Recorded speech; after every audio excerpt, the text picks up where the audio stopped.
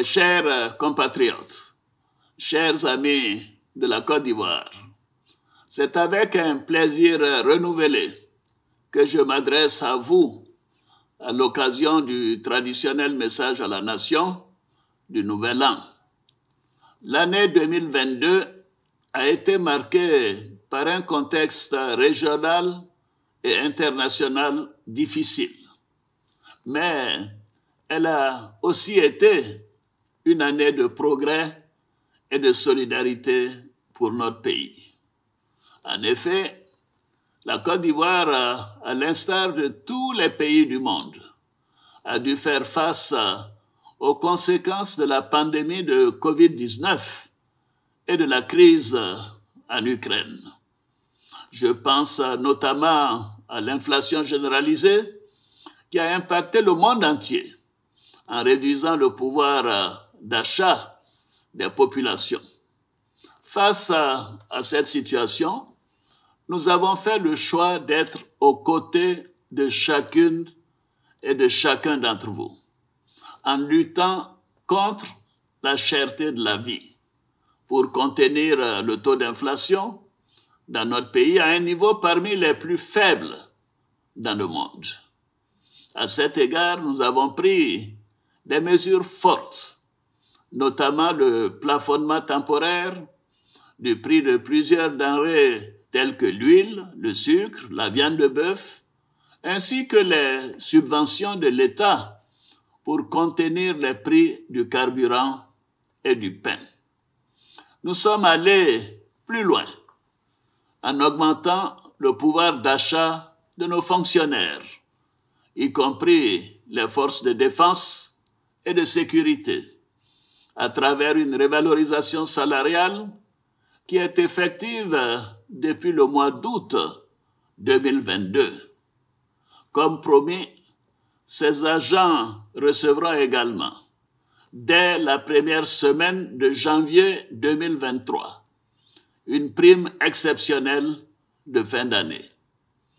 Les retraités des secteurs publics et privés ont bénéficié aussi de mesures d'augmentation de leurs pensions. Pour nos parents paysans, nous avons procédé, malgré le contexte difficile des marchés mondiaux, à une hausse des prix du cacao et un maintien de celui de la noix de cajou. Concernant les travailleurs du secteur privé, grâce à un dialogue constructif entre le gouvernement, les partenaires sociaux et le secteur privé, le SMIC passera de 60 000 francs CFA à 75 000 francs CFA à compter de janvier 2023. Je félicite donc le Premier ministre Patrick Achi et le gouvernement pour l'important travail accompli qui a permis de parvenir à des résultats impressionnants. Je félicite bien évidemment le secteur privé et les partenaires sociaux pour la préservation du dialogue social. La bonne gouvernance et la lutte contre la corruption figuraient au nombre de nos priorités pour l'année 2022. Je me félicite des efforts déployés pour consolider le dispositif institutionnel et opérationnel de gouvernance. Dans ce sens, le rapport d'évaluation pays du mécanisme africain d'évaluation par les pairs de l'Union africaine que nous venons de lancer relève notamment les progrès accomplis par notre pays en matière de bonne gouvernance. Nous continuerons à les consolider. Mes chers compatriotes, ces défis auxquels nous avons su faire face ensemble en 2022 ne nous ont pas fait perdre de vue les engagements que nous avons pris ainsi que la trajectoire que nous avons tracée pour notre pays. Nous avons poursuivi nos objectifs de consolidation de la paix et de la sécurité, ainsi que l'amélioration des conditions de vie des Ivoiriens. Au plan politique, je félicite chacune et chacun d'entre vous pour les efforts que vous consentez pour la paix, le renforcement de l'unité nationale et la consolidation du vivre ensemble, avec notamment la mise en œuvre de la plupart des recommandations de la 5e phase du dialogue politique.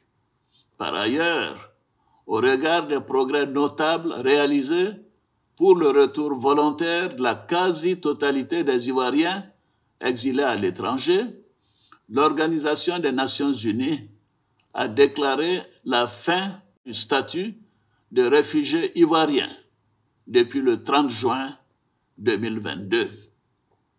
C'est donc le moment d'encourager le retour de nos compatriotes encore à l'étranger. Nous avons également procédé au renforcement de notre dispositif de sécurité intérieure et à l'augmentation des effectifs et des capacités opérationnelles de nos forces de défense et de sécurité au cours de ces dernières années, notamment aux frontières nord. Ils sont nombreux, nos frères et sœurs, militaires, gendarmes, policiers, douaniers et agents des eaux et forêts qui veillent et se battent au quotidien pour protéger notre pays. Je salue leur courage et leur sens du devoir.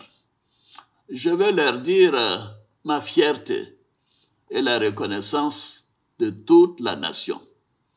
Mes pensées vont particulièrement à l'endroit de nos soldats détenus au Mali depuis le 10 juillet 2022. Grâce aux actions diplomatiques entreprises avec l'appui de dirigeants de plusieurs pays amis, notamment le président de la République togolaise, son Excellence M. Faure Gnassingbé, 3 soldats femmes ont été libérés en septembre dernier. Les 46 autres soldats regagneront bientôt le sol ivoirien. Mes chers compatriotes, au cours de l'année 2022, la voix et les valeurs défendues par notre pays ont été portées à maintes occasions sur la scène internationale. C'est ainsi que dès le début de la guerre en Ukraine, la Côte d'Ivoire a été l'un des premiers pays à appeler au sein des instances des Nations Unies à une résolution pacifique de ce différend dans le respect du droit international et par le dialogue. De même, dans notre sous-région, la Côte d'Ivoire continue de jouer, dans le cadre de la CEDEAO, un rôle de premier plan dans la résolution des crises politiques auxquelles sont confrontés plusieurs pays. Au niveau continental, sur proposition de la Côte d'Ivoire, l'Union africaine a déclaré l'année 2022 année de la nutrition de l'Union africaine. C'est dans ce cadre qu'une réunion de haut niveau sur la nutrition, présidée par le vice-président, s'est tenue en début décembre à Abidjan. Le rayonnement de notre pays a été réaffirmé durant l'année 2022 avec la tenue avec succès de plusieurs rencontres internationales à Abidjan, notamment la 15e conférence des Nations Unies pour la lutte contre la désertification et la sécheresse, la COP 15, le Business Forum de l'Union européenne en Afrique et le CEO Forum. Mon pays a également apporté une contribution importante au succès de la 27e conférence des parties des Nations Unies sur le climat, la COP 27, à Sharm el-Sheikh, en Égypte, avec le partage de résolutions du programme Héritage d'Abidjan, issu de la COP 15.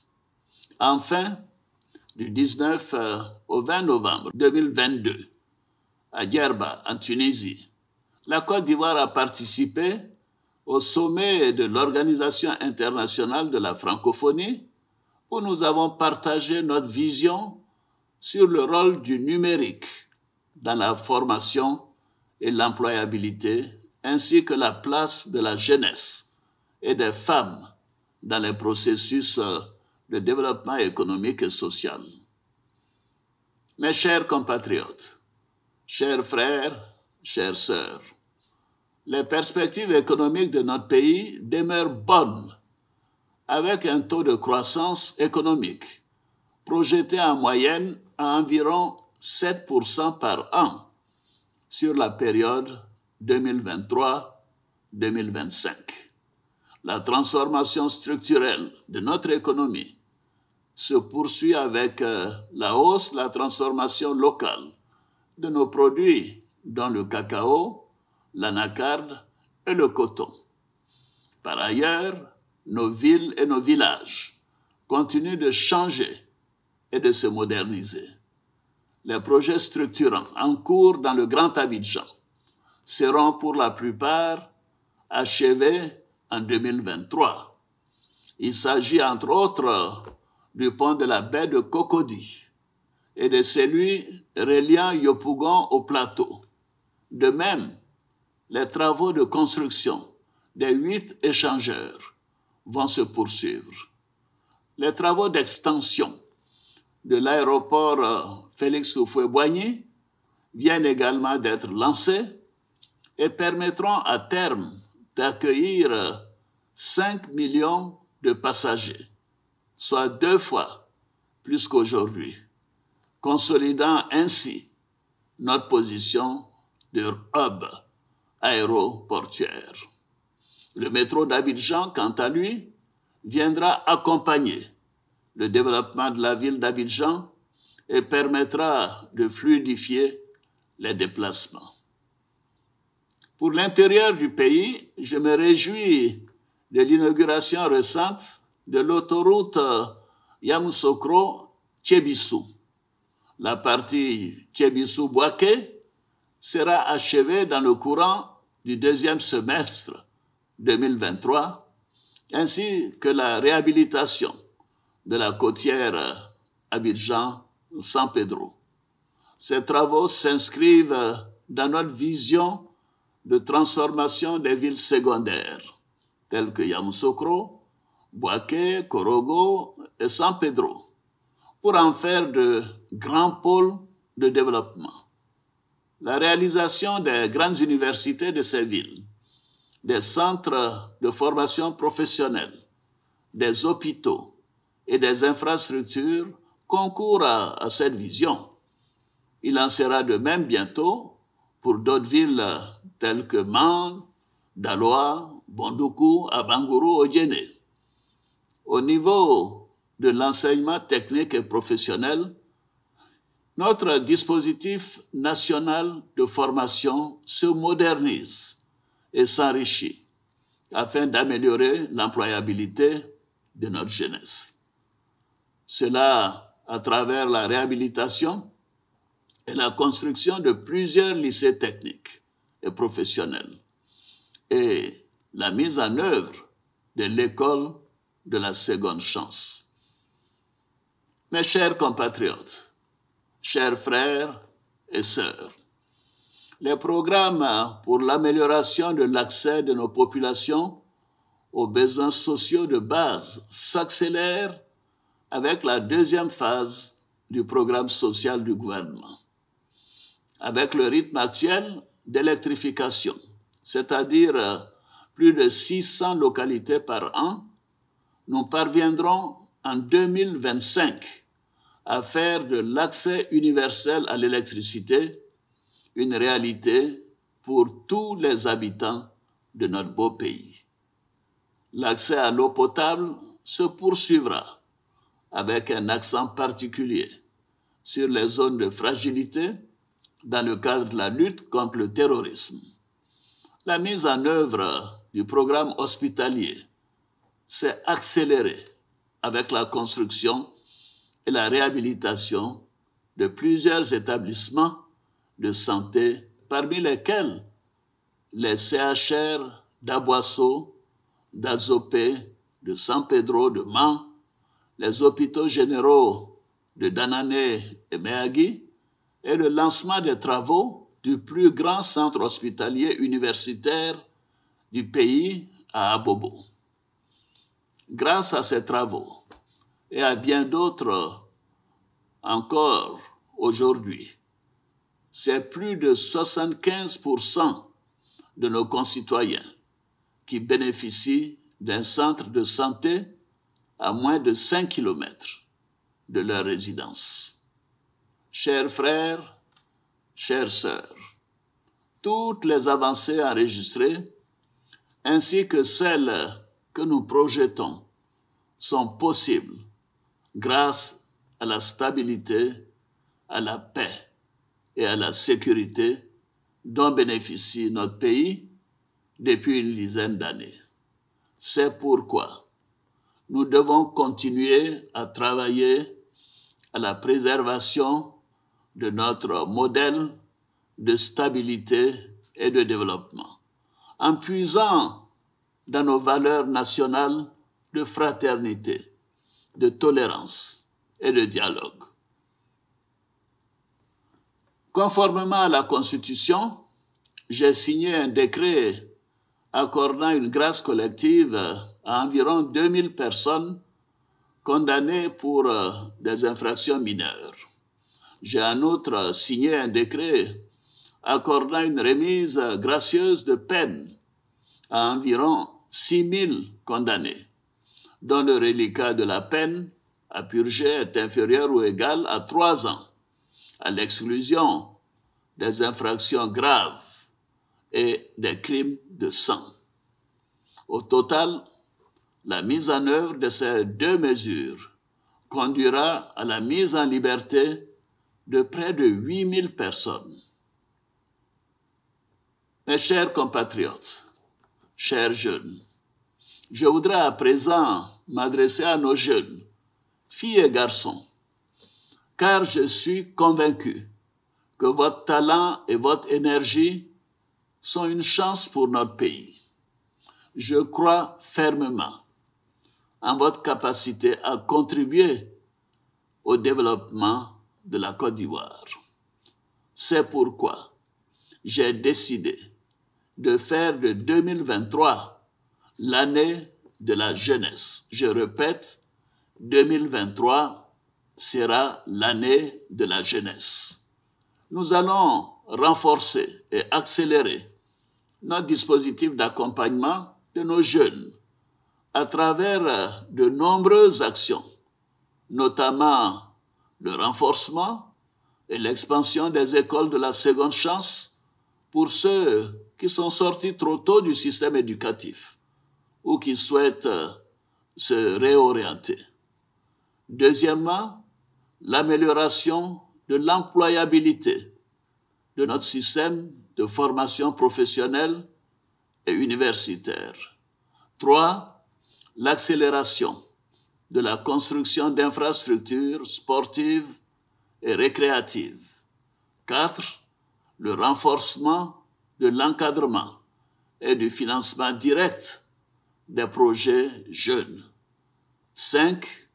Une participation plus accrue des jeunes au marché public de l'État et la mise en place d'un incubateur pour l'innovation et l'entrepreneuriat pour catalyser le génie créatif de nos jeunes et accélérer le développement des startups. Par ailleurs, chers jeunes, nous comptons renforcer notre dispositif de soutien et de financement des PME avec la mise en place d'une dotation spéciale pour garantir les prêts aux PME. En outre, j'ai instruit le gouvernement à l'effet de poursuivre les efforts pour ramener les délais de paiement des factures des PME à moins de 30 jours. Je répète, à moins de 30 jours. Ces efforts devront s'étendre aux sociétés d'État et aux établissements publics nationaux.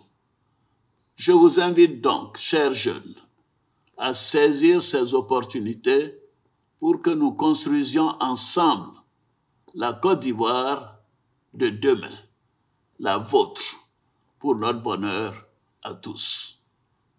Mes chers compatriotes, chers amis de la Côte d'Ivoire, la Côte d'Ivoire a pris rendez-vous avec deux événements majeurs en 2023-2024. Il s'agit de la foire commerciale interafricaine et la Coupe d'Afrique des Nations, la CAN, en janvier-février 2024. Nous serons donc tous appelés à continuer à faire montre de la grande hospitalité qui caractérise notre nation. Enfin, l'année 2023 sera également une année électorale. C'est pourquoi je veux appeler toute la population, la classe politique, les chefs traditionnels et les leaders religieux à se mobiliser au cours de ces échéances locales pour que nous démontrions à nouveau, avec des élections sans violence, la maturité de notre démocratie. À l'aube de cette année 2023, que j'entrevois pleine de promesses, je vous invite à aborder l'avenir avec confiance et à unir nos forces pour bâtir ensemble la Côte d'Ivoire de demain. Une Côte d'Ivoire prospère et solidaire. Je souhaite à chacune et à chacun de vous une bonne et heureuse année 2023 dans la santé, la paix, le développement et la prospérité. Vive la République, vive la Côte d'Ivoire, que Dieu bénisse notre chère Côte d'Ivoire. Je vous remercie.